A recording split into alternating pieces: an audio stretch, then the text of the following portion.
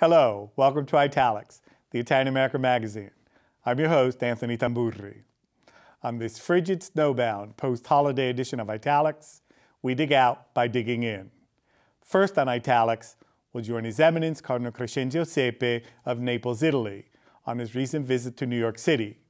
The Cardinal's visit is entitled Dire Napoli, or Telling Naples, and is subtitled Don't Close the Door on Hope. The Cardinal's initiative is to present the city of Naples to the greater world, its beauty and people, along with its painful contradictions and problems. Cardinal Sepe's visit included a myriad of stops throughout the 5 boroughs of New York. We joined him as he visited the Calandra Institute and at a symposium on global migrations held here at the CUNY Graduate Center, where, among so many other things, the CUNY TV studios are located. Next, we'll join NOIA, the National Organization of Italian American Women, as they celebrate their annual Epiphany party with the selection of their 3 wise women from the Italian American community.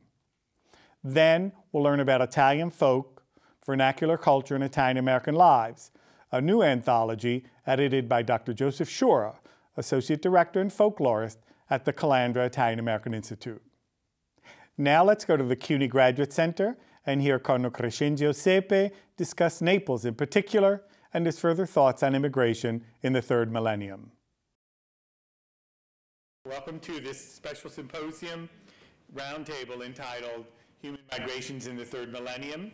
My name is Anthony Tamburri. It is indeed an honor and a privilege for us to have with us Cardinal Crescenzio Sepe, the Archbishop of Naples, also the Undersecretary of State Vincenzo Scotti, and our other guests. We speak about a universal culture, a culture which by definition, being universal, it's open. We have to speak about human beings who are in movement. I think that it's very important that New York and Naples can learn each other how to deal with one of the most important phenomena of the 21st century. The past 15 years have seen Italy turned from a traditionally emigration country into the favored destination of migratory flows. A city like Naples, which has experienced consistent phenomena of migratory flows, inbound and outbound, cannot shut the doors to strangers, thus generating new conflicts. Integration. Integration is and must become a resource. In the second half of 19th century and the early decades of the 20th, it was Italians who were emigranting. Having been a country of emigration, Italy is now a host country. Today, Italy has nearly 6 million immigrants from countries outside European Union. We all feel in finding a balance with respect to an emigration process that is beneficial to both countries of origin and the host country. The first major challenge is demography. As statistics reveal, receiving countries are facing a birth rate crisis. With more deaths than births, many receiving countries are experiencing rapid population aging and facing population decline.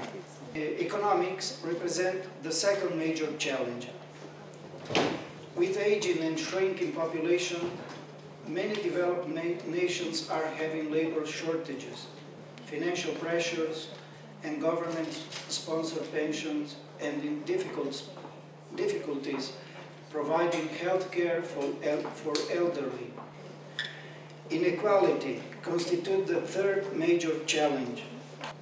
Governments around the world try to resolve the contradiction between strong labor needs and public hostility to migration by creating entry systems that encourage legal entry of highly skilled workers, while excluding lower skilled workers.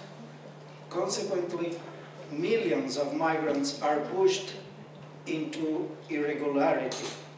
The fourth major challenge is national security and human security. The idea of immigrants as a potential enemy within is not new. For centuries, immigrants have been seen as a threat to national security and national identity. I was particularly intrigued by what Ministro Scotti said about intercultural dialogue within an apartment house or within an apartment, or I would even say within the same bed. My wife is Irish, and I tell you, we've been married for 35 years, and it's a continuous multicultural negotiation. One of the things that I learned very early is that Italians were of another class. Why? Because in the Irish Catholic Church where I used to go to school, we had Italian Mass in the basement and the regular Mass upstairs. Now, I was an altar boy. I used to hate to serve the Italian Mass, but they made me because I understood Barese dialect. They liked to be upstairs, you know, where the wealthier people were. It was more of a show, more people were there. But the Italians, I mean, was to me the most emotional. And what made this possible was when the Scalabrinians came in and did more for Italian American culture than any other ministry, I think, has ever done for Catholic Italians in the United States. Today we have a newspaper called Fra Noi, was started by Father Amadeo Pirini, who was a Scalabrinian missionary who came to Chicago. This religious group gave to the Italians a sense of it's okay to be Italian in the United States. And they did it through social organizations. They created the Villa Scalabrini Home for the Aged, and so on and so on. Far ahead of where a lot of other ethnic groups were at the time. All done by the Scalabrini. And when the time came to turn this wealthy property over to the Italian American community, they did it for $1. They gave them a 100-year lease for $1. In the case of Naples, I think, is solidarity, is acceptance for all the foreigners. The church now is organizing an acceptance of all the people from Africa. We have many from Africa, from Asia, and also Latin America. Now, I noted in the last years a few cases of intolerance, but not because the people don't accept, but because of the difficulties the citizens have now in this particular situation. In East Hampton, we have an incredible number of immigrants trying to find work. And the church was very inactive in it, and I spoke to them. And now they do have Mass Sunday night at 7 o'clock. I mean, it's always a different thing. My grandparents were in the basement too, we know all of that. They never speak. We've had incidents of violence.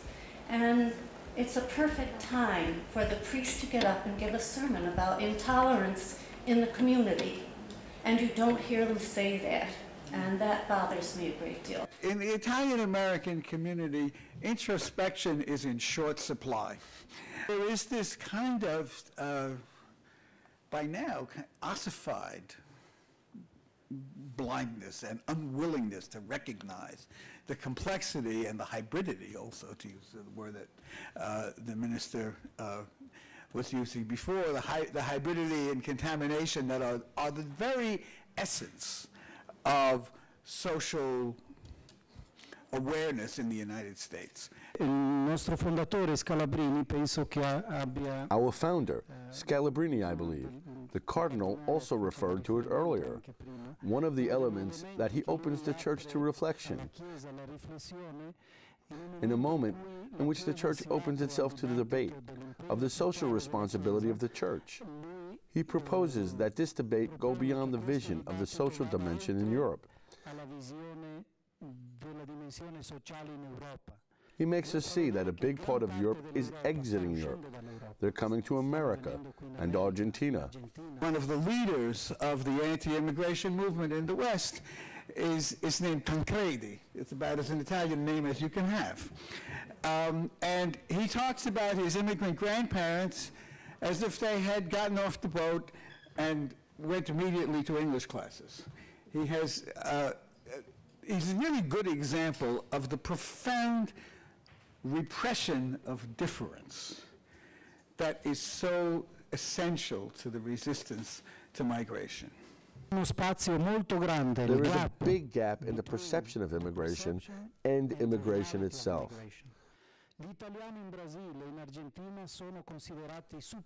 Italians in Brazil and Argentina are considered superior to the local population. They are very welcome, from the time when my grandfather and father were there until now. In other countries, in Germany, in the United States, the perception is much different. Therefore, depending on the perception, there are actions of the civil society, of the state, of the church.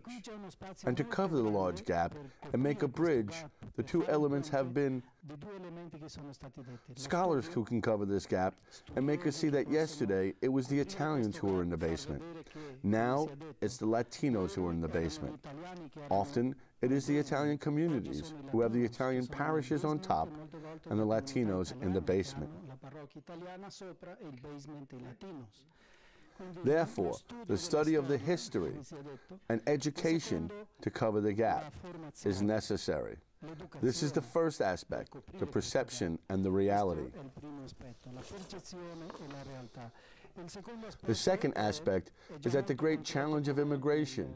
How do we want to construct human cohabitation today?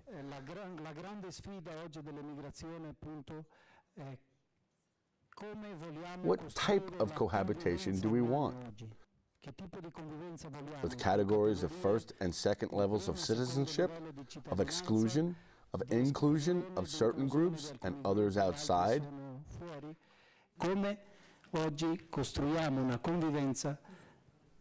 This is the great challenge, for which there is the necessity of study, education, research, and very concrete action, even at the state level.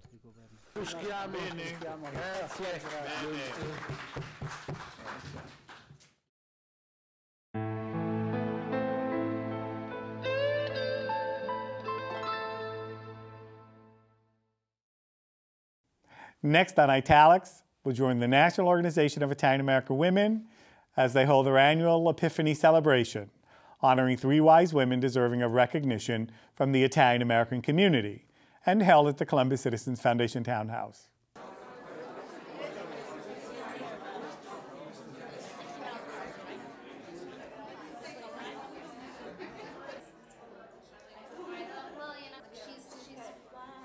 It has been an advantage to many of us who have stayed connected to Noyau throughout the years. I personally have benefited from my association with Noyau in the United States and in Italy. Our mission is twofold. Firstly, we strive to preserve the Italian language, heritage, and culture in this country. And secondly, we promote the educational and professional advancement of Italian American women. In April 2010, Noyau members participated in an international conference for professional women in Palermo, Sicily. In 2011, our goal is to visit the Campania region of Italy. One of the highlights of my trip was meeting Carla Fendi and trying on one of her fur coats. Just being in the Fendi store and in the presence of such a remarkable woman was inspiring. To hear how she built up her business and how successful it became showed me how women can persevere and achieve their goals. Another highlight was being on Rai television, interviewing Italy's Minister of Foreign Affairs, Franco Frattini, about the role of women in Italy. We honor 3 outstanding Italian American women. Businesswoman and philanthropist Gina Biancardi. Physician and scholar, Dr. Marianne Legato. Restaurateur and entrepreneur, Marissa May. I'm accepting this award tonight in honor of my mom and in honor of all the immigrant women who came to this country with $1 and a dream. And they went on to accomplish so much. In fact, that's really what the Belvedere campus is all about. By the way, I purchased a mansion, but I also donated the mansion. That's now an Italian cultural center on Staten Island that promotes, preserves the Italian language and heritage. It's on 3 acres of property. So it's not just about the villa and the mansion that we're converting to the Italian Cultural Center, but it's about a campus. The long-term vision is a true campus with about 4 buildings, one being the mansion, Casa Belvedere, a cooking school, an Italian-American museum, an organic garden, and possibly an educational vineyard, and really have that campus feeling devoted to all the Italian immigrants in this country who really deserve that kind of honor. And I'd like to tell you a little bit about the story of my own family and how it impacted what I eventually did with my brain and my career, which is dedicated to finding out the myriad of differences between men and women. It's now a global science. It started at Columbia, and it turns out that the men and women in this room have different brains, think differently. Their skin, teeth, bones, and everything about them is gender specific. And my lifelong question, although I didn't understand it at the time, was, am I as competent as any male in this very complex male-dominated world? Do I have the stuff? And I found that women do have the stuff. It's just different stuff, but it can be just as effective. And so I thank you for this honor. I am deeply Italian, plan to join you and work with you to tell this story and any other that might interest you to young women who are following me, and to remind everybody that to be an immigrant takes great daring, perseverance, and intelligence. And to close our borders to new members is suicide.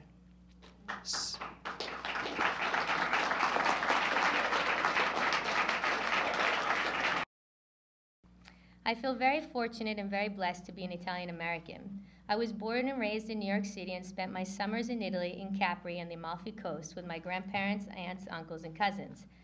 I believe my Italian American heritage has been the driving force that has led me to succeed in both my personal and professional life. My greatest inspiration is my Italian-born father, Tony May, who has instilled in me to always be proud of who I am, protect and take care of the family, go to school, get educated, and work very hard. As you may know, I'm in the family business with my father, and it's no secret that my family loves Italian food. Hopefully some of you have visited the old San Domenico in Central Park South and have come to our new restaurant, ST26 on Madison Square Park, where my father and I spend all day and all night in the restaurant, meeting and greeting our customers as if we were welcoming them into our Italian home. You're in a business that is very demanding, and that is, some might say, sort of men-specific. It is, but thank God I had a father who has been very supportive of me in this industry. Even though he's an Italian father, he had one child, and that was a girl, and that was me. So actually there was no choice of any of the family going into the business except for me. You ended it really with, what can I say, a pungent note, and that is immigration. That's right. I think immigrants are the life's blood of the country, have made it what it is, and to close our borders is sheer folly. And indeed, a number of us say that the so-called Hispanics or whoever they are coming through the borders are the Italians of 100 years ago. Of course. No different than my grandfather who came here at great personal sacrifice. We have so many weekly programs right now, basically one event per week, either a food demonstration or wine tasting or a cultural event, a presentation, book signings. We're really at full capacity at almost every event. I think there was such a need and a thirst and a hunger for these kind of events on Staten Island.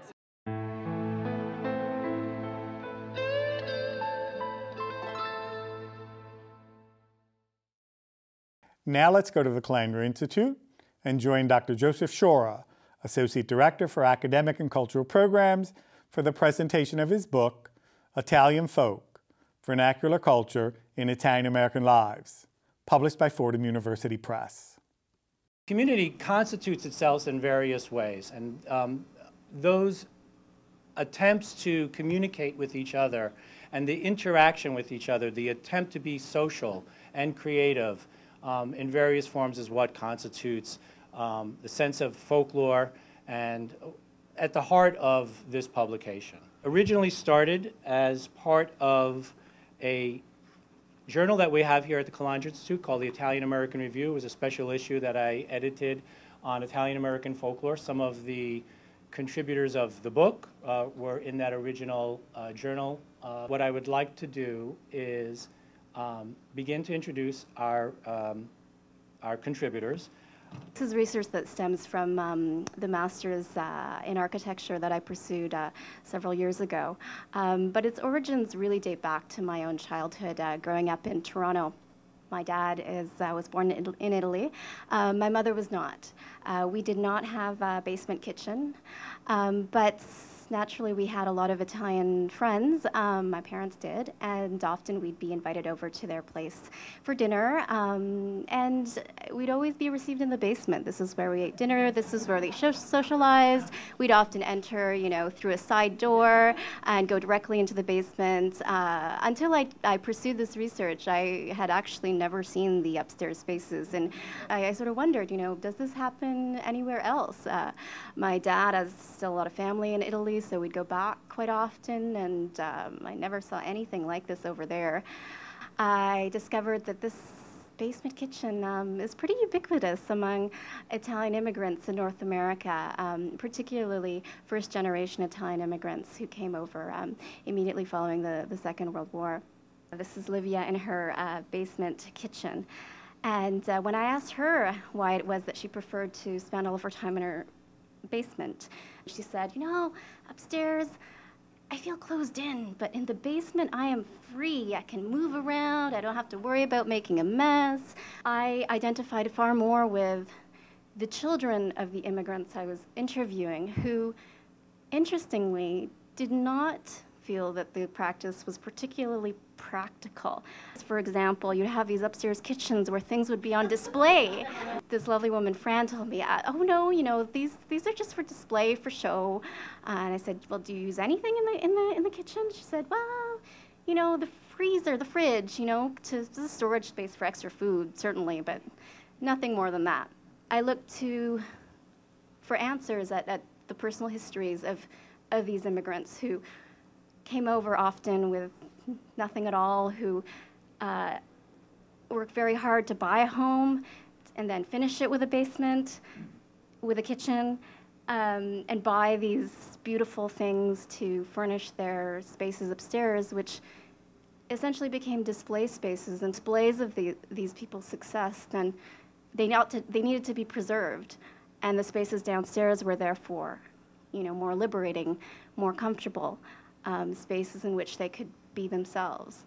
When I was looking at these cemetery landscapes at Calvary, they look just like front yards in Brooklyn and Queens. It's as if the cemetery landscapes are creating something that is analogous to a home environment. There is a taste for rigorously symmetrical, very controlled, very, very tidy spaces. And in fact, I think that theme of tidiness and cleanliness that is so important is also analogous to an altar-like, to an ecclesiastic-like space.